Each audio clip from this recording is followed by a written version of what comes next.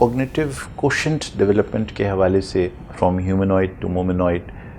کی گفتگو میں یہ معاملہ جب تک یہاں کنکلوڈ نہیں ہوگا کہ اگر کوگنیٹو ڈسٹورشنز انسان کے اندر موجود ہوں یا ایک بچہ یہ چاہتا ہے کہ وہ اپنے کوگنیٹو کوشنٹ کو بڑھائے تو اس کو ان ڈسٹورشنز سے چھٹکارا حاصل کرنے کی کیا ترکیب کرنی چاہیے. کس طرح ممکن ہے کہ میں اور آپ اپنی عمروں میں بھی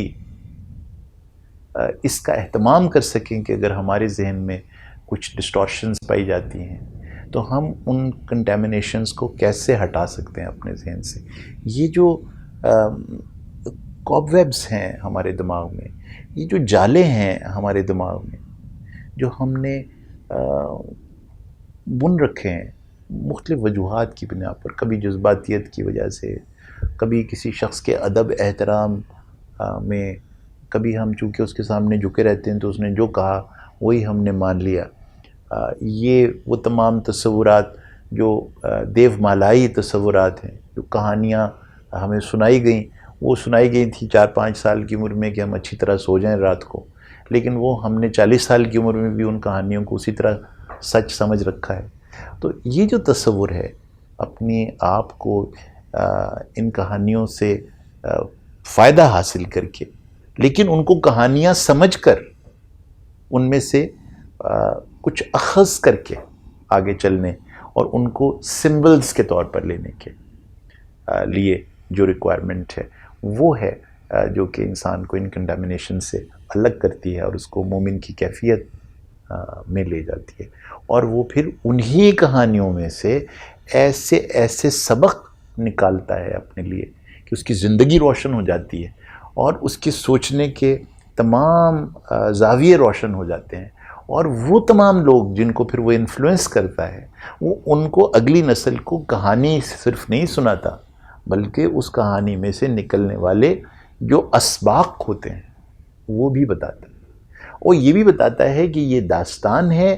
یہ حقیقت ہے، اور یہ اس میں سے نکلنے والی وہ کیفیت ہے جو کہ آپ کو اب نئے زمانے اور نئے آنے والے وقت کے ساتھ نئے اسباق اس میں سے حاصل کرنے ہیں. یہ جو کیفیت ہوگی اس کے لیے بہت ضروری ہے کہ سب سے پہلے تو میں خود اپنے آپ کو اس عمل میں سے گزاروں کہ جہاں میرے پاس ایک الگوریدم ہو، ایک ٹول ہو جس سے کہ میں اپنے اندر ہونے والی یہ وارداتیں جو کہ ڈسٹورشنز کی وجہ سے ہونے والی وارداتیں ہیں ان سے اپنے آپ کو ڈیکنٹامنیٹ کر سکوں، اور اس طرح سے ایک طرح سے جس زنجیر کے ساتھ میں نے اپنے سوچنے کو باندھا ہوا ہے وہ زنجیر ہٹ جائے اور میری سوچ میں ایک آزادی اور ایک لطف کی کیفیت پیدا ہو سکے. تو جناب یہ مختصراً میں چند سوالات آپ کے سامنے رکھوں گا. یہ سوالات وہ الگوریدم ہیں جو آپ کو موقع دیتے ہیں کہ آپ اس پرٹیکولر اسٹیبلشڈ کانسیپٹ کو جو آپ ہمیشہ سے لیے گھوم رہے ہیں ایک دفعہ ری ایویلویشن کے لیے یوز کریں. اس میں جو تحقیق ہے یہ ہے بنیادی ٹول، یعنی محقق ہونا پڑے گا، آپ کو تحقیق کرنے والے انسان ہونا پڑے گا. یعنی چیزوں کے اوپر پہلے آپ کو جو کچھ آپ نے مان رکھا ہے اس کو ایک دفعہ گزارنا پڑے گا تحقیق میں سے.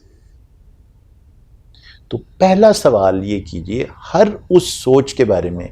جس کو آپ زندگی کے تمام زمانوں سے ہمیشہ محض بغیر آرگیو کیے ہوئے حقیقت سمجھتے رہے ہیں. تو اس کے بارے میں پہلا سوال یہ کیجئے گا.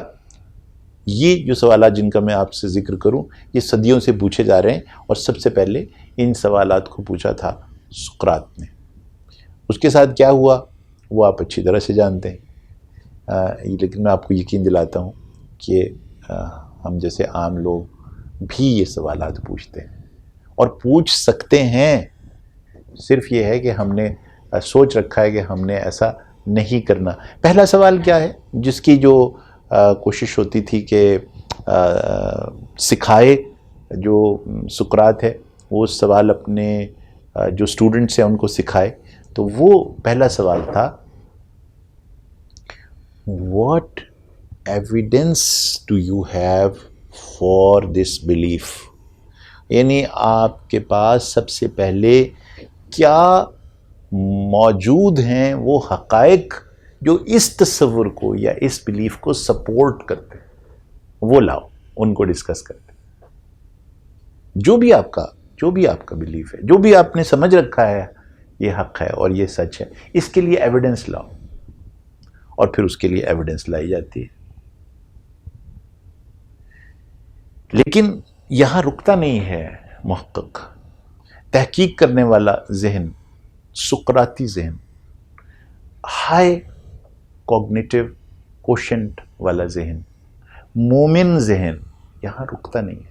وہ امیڈیٹلی ساتھ یہ سوال بھی لے کر آتا ہے، اور یہاں سے تحقیق کا عمل شروع ہوتا ہے کہ یہ تو وہ ایویڈنس ہے جو اس بلیف کو، اس سوچ کو، اس تصور کو سپورٹ کرتی ہے۔ اس کے ساتھ ساتھ ہی مجھے وہ تحقیق بھی سامنے لے کر آنی ہے اور وہ تصورات بھی سامنے لے کر آنے ہیں جو اس بلیف کے اپوزٹ ہیں یا اس سے پروف کر رہے ہیں کہ یہ صحیح نہیں ہے۔ تو اس کا موازنہ کرنے والا ذہن جو ہے وہ حق پر پہنچتا ہے۔ پھر ڈرے نہیں کبھی، کیونکہ حق کھڑا رہتا ہے، اس کے سامنے آپ جتنی